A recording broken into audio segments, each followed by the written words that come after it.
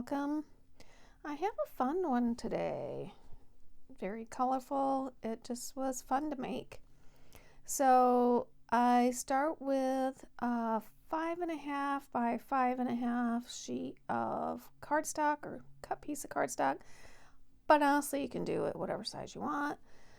And I'm using cardstock because I am covering it up totally with book paper, magazine paper. I think I even use some old recipe book paper. But whatever you have on hand, just use that to make a interesting look. If you just got book paper, that'll be fine.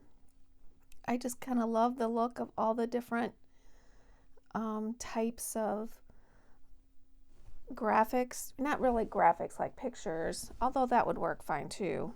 But just the way people, way text is put on a page, I love variation. But sometimes book paper is all we have, and that's what we got to use. So I'm trimming a little early just because I want to be able to use maybe some of my scraps in this smaller area. But basically I'm just covering the entire page. And as I usually do with thin paper like this, especially book paper, I'm using my glue stick. I have a Tombow glue stick, and that allows it so there's not any bubbles. It lays pretty flat.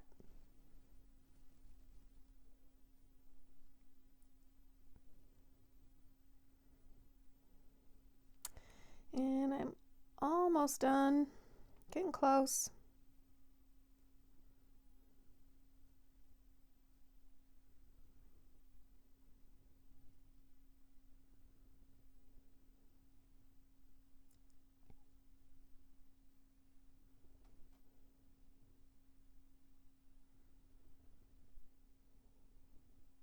And I'm tearing my edges just so I don't have anything straight edged, but that's not something you have to do. Sometimes I do keep straight edges.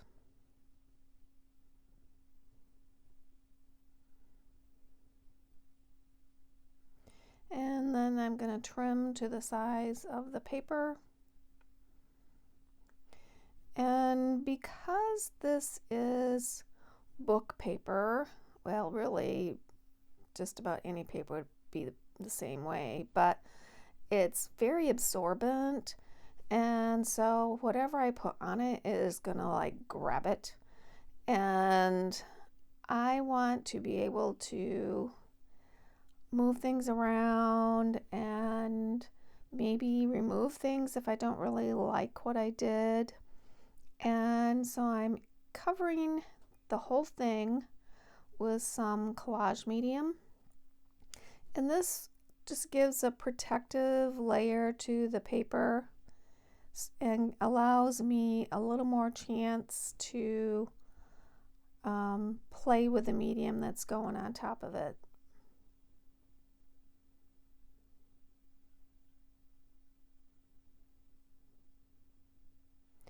And I'm going to use my catalyst wedge just to kind of scrape off excess and make sure it's nice and smooth. And then I set that to dry. Doesn't take long. You can use your dryer. And my next step is I'm going to use my Neocolor II crayons. I don't use them as much as I should. I really like using them. So I was trying to think of a project I could do using them. So I've picked out 3 colors. I do end up adding another one, and I spray just a little water on my mat, and water helps with the color going down. And I'm just kind of spreading out some color. I really just kind of going by, I'm eyeballing it. And even with when I'm spreading it around, I'm just kind of eyeballing where I'm putting it.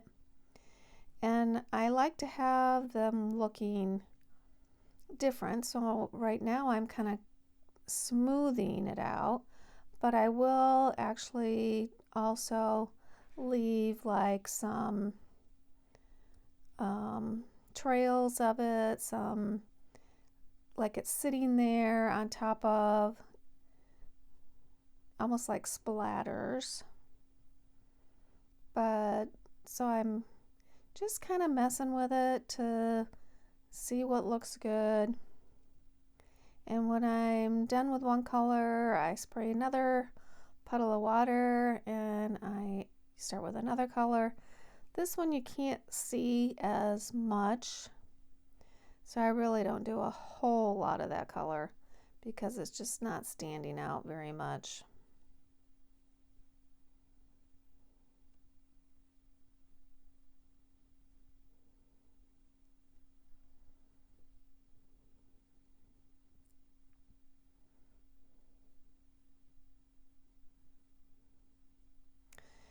And then I'm adding another puddle for my third color, and it's very similar. It's just a little more red than the first color. And so I'm just adding this, doing the same things, adding some puddles of it, adding some streaks of it. I just am playing around. Kind of wanted it to look like an old paint palette that's had all this paint left on it, maybe.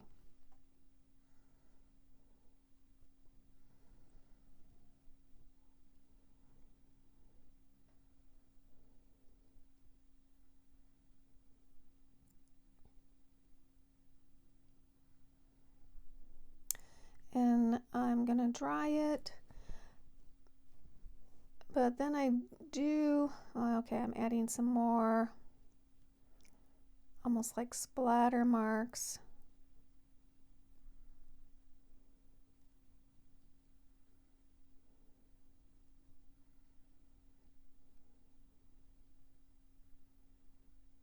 And then I decide I want to add a kind of a ochre color. It's kind of a yellow brown. And so the tip of a crayon has broken off, so I'm just putting the tip in the water, and then I'm actually just using the side of it and kind of dragging it over the paper, and I really like the effect of that. That actually worked better than using the tip of it, so I think I might try doing that. I don't really want to break mine, but okay, so I did dry it. I also sprayed some matte varnish on top of it just to seal that, because you add more water and it's going to move around.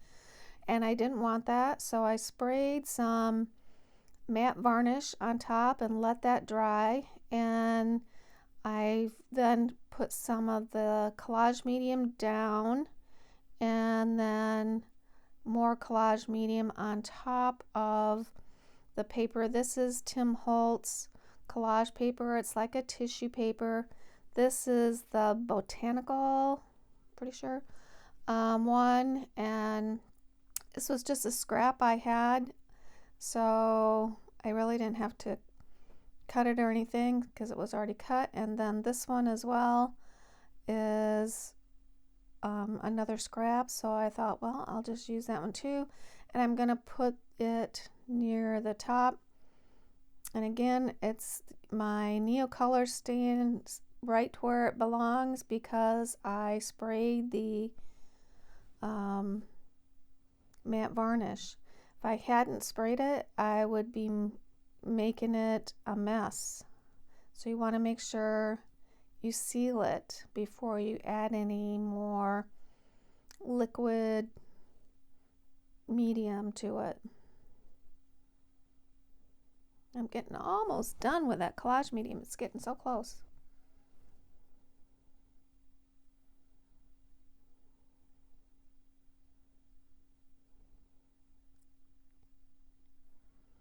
And again, using my catalyst wedge to put out any bubbles and excess product.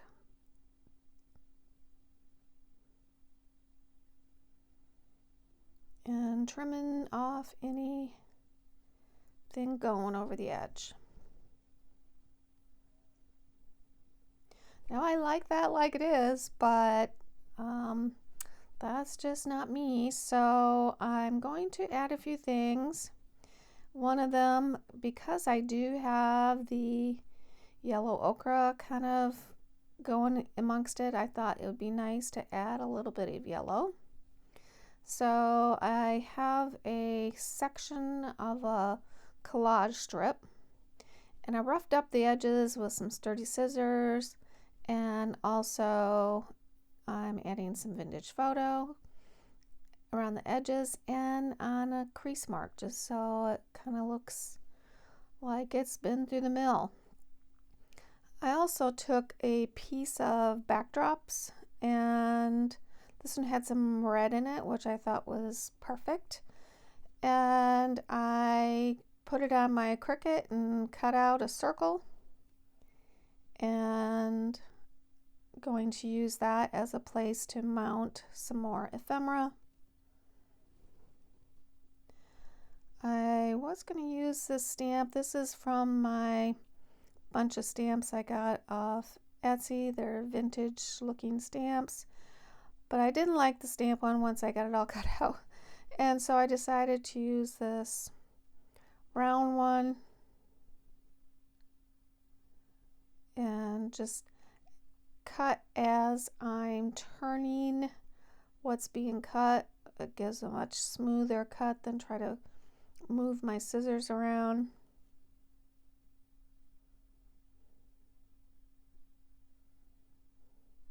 And these kind of have a little vinyl-ish to them, so they don't hold the ink very well, but I try to add ink to them.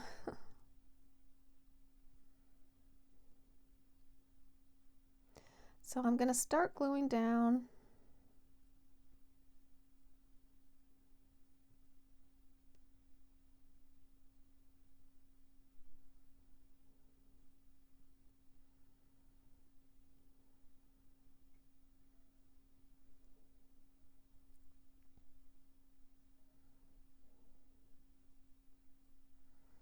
I'm trying not to cover up too much of the collage tissue.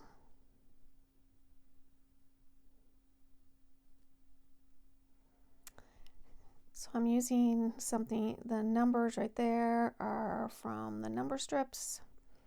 The 5, I think that's actually from Memoir. It's very small. And the 5 doesn't mean anything. It just, I like to incorporate numbers. And I'm just going to pull out a couple more things to add. I think that is from the snippets.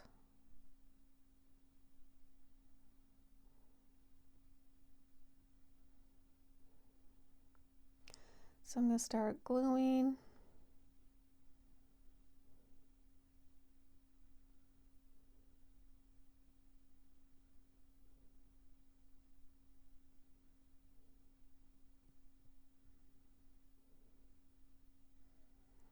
And that's a sticker. And they have pretty good sticks, so I'm not adding glue to it.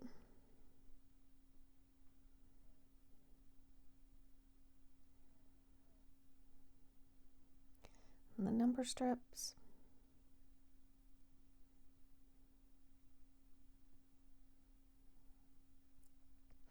And I have this butterfly, and it's from a sticker book. I can't even remember what the name of it is, but it's a big fat sticker book that I got off of Amazon.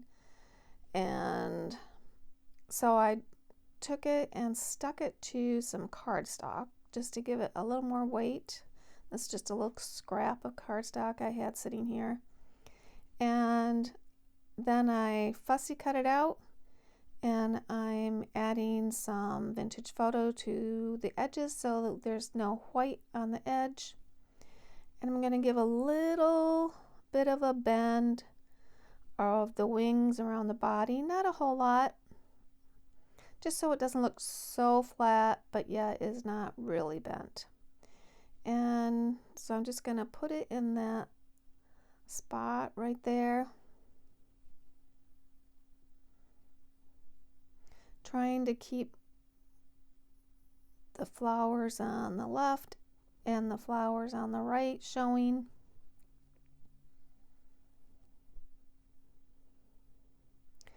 And I'm going to add some vintage photo to the edge, and I think I actually come back with scorched timber because vintage photo just didn't seem to make it dark enough for me.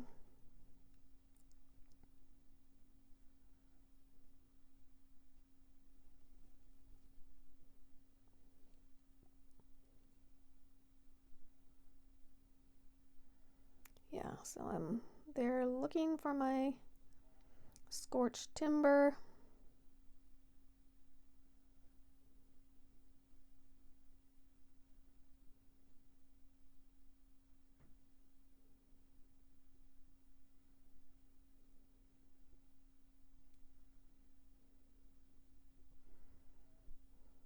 And I like that better.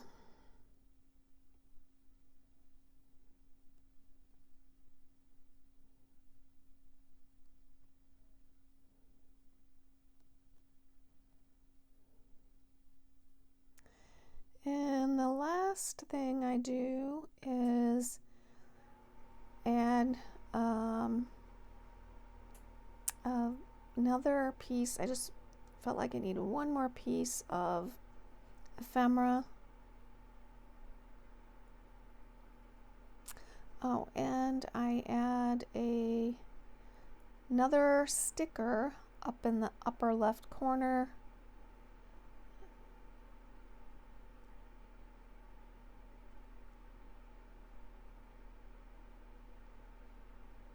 And that is it when that's done. I hope you enjoyed this one. It was a lot of fun. And if you have not subscribed, please do. If you enjoyed it, please give me a thumbs up. I'd appreciate it. And either way, I just hope you have a great day.